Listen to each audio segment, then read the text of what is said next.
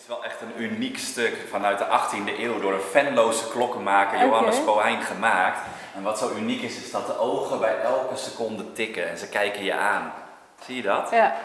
Dus niets ontgaat deze klok. Ze kon pronken met deze kamer. Deze kamer lag namelijk op een tuinas. Als je naar buiten kijkt, kijk je dwars over de prachtige tuinen die er waren. En nog steeds zijn. Maar van de schoonheid van weleer is het op het onlangs gerestaureerde plafond na weinig overgebleven.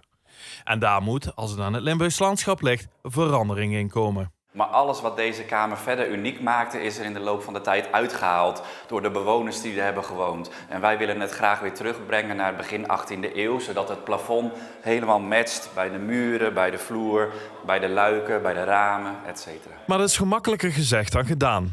Want hoe herstel je een 18e eeuwse kamer zonder dat je er foto's van hebt? Dat is een hele goede vraag. We hebben 2 inboedelbeschrijvingen van kasteel Arsche toen het kasteel verkocht werd. Toen kwam er iemand en die ging kijken wat is er in welke kamer. En uit die beschrijvingen, eentje is er uit de 19e eeuw, daar blijkt dat in deze kamer een blauwe wandbespanning was. Dus we weten in ieder geval dat hier een wandbespanning was.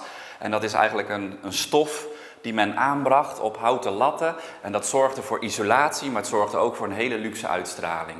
Een van de spannendste dingen wat gaat gebeuren als eerste is, we gaan kijken wat zit er eigenlijk achter dit stukwerk. We weten dat hier een schouw gezeten heeft en uit de inventarisatie blijkt dat hier een kachel heeft gestaan, een kwintoven zoals we dat noemden. Dus die willen we ook heel graag terug, want die verwarmde de ruimte in de tijd. Maar hierachter zitten misschien nog sporen die ons kunnen vertellen hoe hoog was de lambrisering, hoe hoog was de schouw. En dan kunnen we alles zo authentiek mogelijk weer terugmaken. Wandbekleding of andere zaken in de kamer zijn niet zomaar te koop in de bouwmarkt. Daarvoor moet het Limburgs landschap creatief op zoek naar materialen. Wat we ook graag terug willen brengen is een mooie vloer.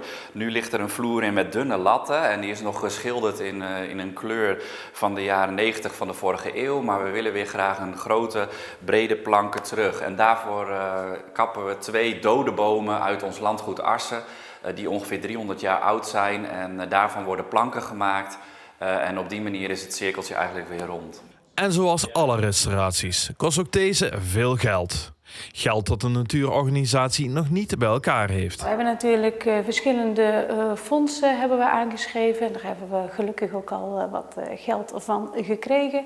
En verder willen we aan de mensen vragen of ze ons willen helpen om eigenlijk de barok hier weer in deze kamer terug te brengen door middel van een crowdfundingsactie. Op die manier wil het Limburgs landschap de burgers betrekken bij de restauratie. Het opknappen van de kamer start na dit tuinseizoen.